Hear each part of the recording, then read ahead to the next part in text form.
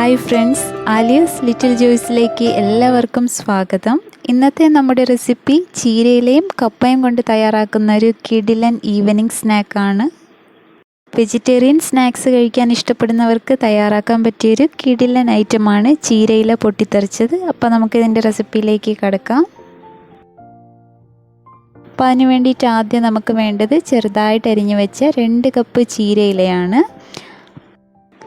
ഇതിൻ്റെ ഫില്ലിങ്സ് റെഡിയാക്കുന്നതിന് വേണ്ടിയിട്ട് ആദ്യം ഒരു പാൻ ചൂടാക്കിയതിന് ശേഷം അതിലേക്ക് 2 ടേബിൾ സ്പൂൺ എണ്ണ ഒഴിച്ചു കൊടുക്കുക. എണ്ണ ചൂടായതിന് ശേഷം ഇതിലേക്ക് 1 സവോള അരിഞ്ഞതും 1 ക്യാപ്സിക്കം നീളത്തിൽ അരിഞ്ഞതും കൂടി ചേർത്ത് കൊടുക്കണം. ഇനി ഇതിലേക്ക് 1 ടേബിൾ സ്പൂൺ ഇഞ്ചി വെളുത്തുള്ളി പേസ്റ്റും കൂടി ചേർക്കുക. ഇതെല്ലാം കൂടി ചേർത്തതിന് ശേഷം 1 മിനിറ്റ് ഒന്ന് വഴറ്റി കൊടുക്കണം. ഇനി നമുക്കിതിലേക്ക് കുറച്ച് പൊടികൾ ചേർത്ത് വഴറ്റാം. അതിന് വേണ്ടിയിട്ട് 1/2 ടീസ്പൂൺ മഞ്ഞൾപ്പൊടിയും പിന്നെ 1 ടീസ്പൂൺ മുളക് പൊടിയും 1/2 ടീസ്പൂൺ കുരുമുളക് പൊടിയും ചേർക്കാം. പിന്നെ നമുക്കിതിലേക്ക് 1 ടീസ്പൂൺ ചിക്കൻ മസാലപ്പൊടിയും ആവശ്യത്തിന് ഉപ്പും ചേർക്കാം. ഞാനിവിടെ 1/2 ടീസ്പൂൺ ഉപ്പാണ് ചേർത്ത് കൊടുത്തിട്ടുള്ളത്. പൊടിയൊക്കെ ചേർത്തതിന് ശേഷം അതിൻ്റെ പച്ചമണം മാറുന്നത് വരെ നന്നായിട്ടൊന്ന് വഴറ്റി കൊടുക്കുക.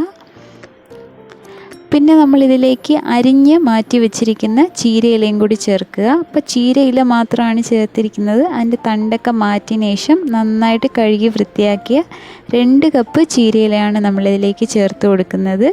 ചീരയില ചേർത്തതിന് ശേഷം നന്നായിട്ടൊന്ന് വഴറ്റുക. നമുക്കിത് അടച്ചു വെച്ചതിന് ശേഷം ചെറുതീയിലിട്ട് 2 മിനിറ്റ് ഒന്ന് വേവിച്ചെടുക്കാം. ഇപ്പോൾ നമ്മുടെ ചീരയിലയും മസാലയൊക്കെ നല്ല പാകത്തിന് വെന്തിട്ടുണ്ട്. ഇനി നമ്മളിതിലേക്ക് ചേർക്കാൻ പോകുന്നത് 1 കപ്പ് വേവിച്ച് ഉടച്ച് വെച്ചിരിക്കുന്ന കപ്പയാണ്. അപ്പോൾ കപ്പ ആവശ്യത്തിന് ഉപ്പും മഞ്ഞൾപ്പൊടിയും ചേർത്ത് നന്നായിട്ട് വേവിച്ചുടച്ചതാണിത്. കപ്പയ്ക്ക് പകരം ഉരുളക്കിഴങ്ങും ചേർക്കാവുന്നതാണ്. കപ്പ ചേർക്കുമ്പോഴാണ് കുറച്ചുകൂടി ടേസ്റ്റ് ഉണ്ടാവുക. ഇനി ഇതെല്ലാം കൂടെ മിക്സ് ചെയ്തതിന് ശേഷം 1 മിനിറ്റ് വേവിച്ചതിന് ശേഷം നമുക്ക് സ്റ്റൗ ഓഫ് ചെയ്തിടാം. തണുത്തതിന് ശേഷം നമുക്കിതുപോലെ ചെറിയ ഉരുളകളായിട്ട് ഇങ്ങനെ നീളത്തിൽ ഉരുട്ടിയെടുക്കാം. ഇത് നമുക്ക് ബോൾസായിട്ടും ഉരുട്ടിയെടുക്കാവുന്നതാണ്. ഇങ്ങനെ നീളത്തിൽ ഉരുട്ടിയെടുക്കുമ്പോൾ നമുക്കിത് പെട്ടെന്ന് ഫ്രൈ ചെയ്തെടുക്കാൻ പറ്റും. ഇനി നമുക്കിതിലേക്ക് വേണ്ടിയിട്ടുള്ള ഒരു കോൺഫ്ലോർ മിക്സ് തയ്യാറാക്കണം. അതിന് വേണ്ടിയിട്ട് 1 ടീസ്പൂൺ കോൺഫ്ലോറും പിന്നെ 1 ടീസ്പൂൺ മൈദയും 1 ടേബിൾ സ്പൂൺ വെള്ളവും കൂടി ചേർത്ത് നന്നായിട്ടൊന്ന് മിക്സ് ചെയ്ത് വെക്കണം. ഇനി നമുക്കിതിലേക്ക് വേണ്ടത് 4 സമോസയുടെ ഷീറ്റാണ്. ഇതുപോലത്തെ 4 ഷീറ്റാണ് ഞാൻ എടുത്തിട്ടുള്ളത്. അപ്പോൾ നിങ്ങളുടെ കയ്യിൽ സമോസ ഷീറ്റ് ഇല്ലയെന്നുണ്ടെങ്കിൽ കുഴപ്പമില്ല. നമ്മൾ സാധാരണ മൈദമാവ് ഉപയോഗിച്ചിട്ട് ചപ്പാത്തിക്ക് കുഴയ്ക്കുന്ന പോലെ കുഴയ്ക്കുക. എന്നിട്ട് അത് പരത്തിയതിന് ശേഷം ഒരു പാനിലിട്ട് ചപ്പാത്തി ചുട്ടെടുക്കുന്നത് പോലെ ഒരു 30 സെക്കൻഡ് നേരത്തേക്ക് ചുട്ടെടുക്കുക. കൂടുതൽ നേരം ആകരുത്. അപ്പോൾ അങ്ങനെ നമ്മൾ ചുട്ടെടുത്തതും ഇതിന് വേണ്ടിയിട്ട് യൂസ് ചെയ്യാം. ഇനി ഇതെല്ലാം കൂടി ഇതുപോലെ ചെറുതായിട്ടൊന്ന് കട്ട് ചെയ്ത് വെക്കുക. ഇനി നമ്മൾ നേരത്തെ തയ്യാറാക്കി വെച്ചിരിക്കുന്ന ഓരോ ഉരുളകളും കോൺഫ്ലോർ മിക്സിലിട്ട് ഇതുപോലെ മുക്കിയെടുക്കുക. അപ്പോൾ മുട്ട കഴിക്കുന്നവരാണെങ്കിൽ ഇതിന് പകരം നമുക്ക് മുട്ടയുടെ വെള്ളയും ചേർത്ത് ഉപയോഗിക്കാവുന്നതാണ്. ഇനി നമ്മൾ നേരത്തെ മുറിച്ച് വെച്ചിരിക്കുന്ന സമോസ ഷീറ്റിൻ്റെ സ്ട്രിപ്സിലിട്ട് നന്നായിട്ടൊന്ന് റോൾ ചെയ്തെടുക്കുക.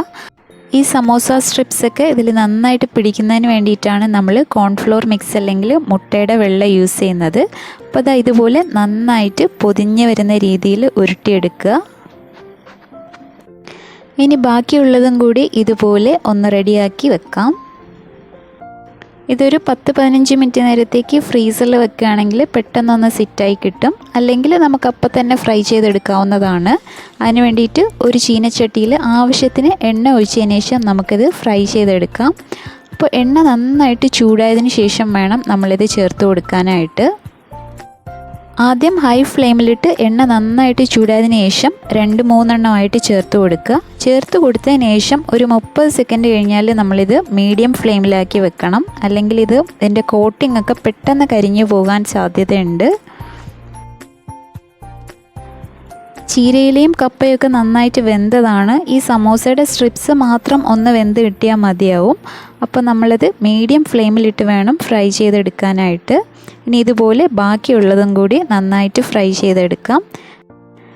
അപ്പോൾ നമ്മുടെ സൂപ്പർ ടേസ്റ്റി ആയിട്ടുള്ള കപ്പ ചീരയില പൊട്ടിത്തെറിച്ചത് റെഡി ആയിട്ടുണ്ട്.